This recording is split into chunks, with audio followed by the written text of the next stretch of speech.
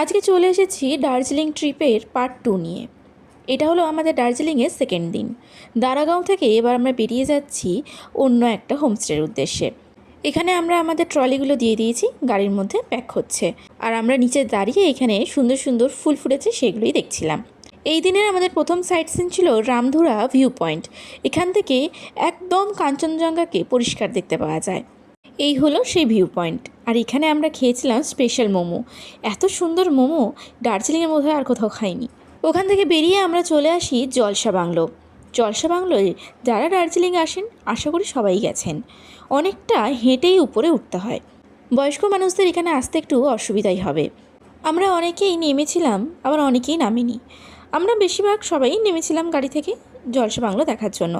বেশি কিছুই নেই, এখানে একটা বাংলো আছে আর এখান থেকে একটা সুন্দর তিস্তার ভিউ পাওয়া যায়, এটাই জাস্ট আছে।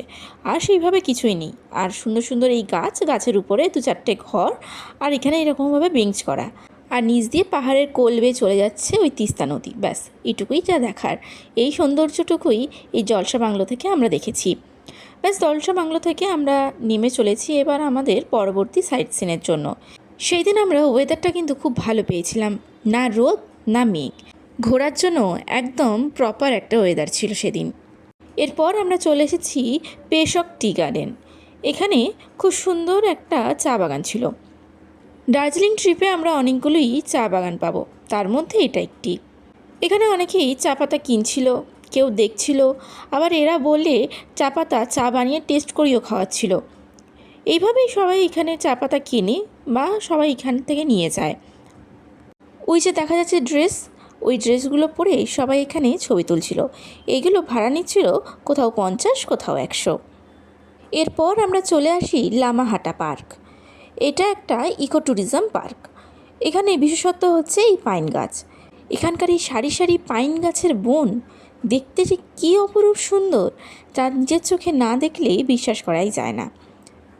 ব্যাস এরপর আমাদের বিশেষ আর কোনো সাইট সিন ছিল না সেই দিনের জন্য। আমরা চলে আসি আমাদের হোমস্টেতে। এইবারে আমাদের হোমস্টেতে ছিল দাওয়াই পানি বলে একটি জায়গায়। এটা একটি দার্জিলিংয়ের অফবিট গ্রাম। এখানকার এত সুন্দর ওয়েদার, এত সুন্দর পরিবেশ, এখানকার শরীর মানুষের এমনি ভালো হয়ে যাবে। আর এই গ্রামের জল খেলে নাকি মানুষের শরীরের সমস্ত রোগ ঠিক হয়ে যায়। সেই জন্যই গ্রামটার নাম হলো দাওয়াই পানি। ওই যে দূরে যেই ঘরটা দেখা যাচ্ছে সেটাই হলো আমাদের দাওয়াই পানির হোমস্টে। খুব সুন্দর ছিল সেই হোমস্টেটা। ব্যাস এরপরে আমরা দুপুরে খাওয়া দাওয়া করে দিয়েছিলাম একটা লম্বা ঘুম। তারপরেই সন্ধ্যাবেলা হতেই এই দার্জিলিং শহরকে আমরা ওই দাওয়াই পানি থেকে দাঁড়িয়ে পুরোটা উপভোগ করেছিলাম। ওই যে দূরের যেই আলো ঝলমলে শহরটা দেখা যাচ্ছে ওটাই দার্জিলিং। এরপর আমাদের সন্ধ্যাবেলার স্ন্যাক্সে ছিল মোমো, আর রাত্রের ডিনারে ছিল চিকেন। আর এইটা হলো আমাদের দাওয়াই পানির হোমস্টে। এই হোমস্টেতে ছিলাম আমরা। খুব সুন্দর ছিল এই হোমস্টেটা, একদম রাস্তার উপরে আর পাহাড়ের ধারে। এটাই ছিল আমাদের দার্জিলিংয়ের সেকেন্ড দিন। থার্ড দিনের জন্য দেখতে হবে পরবর্তী পার্ট।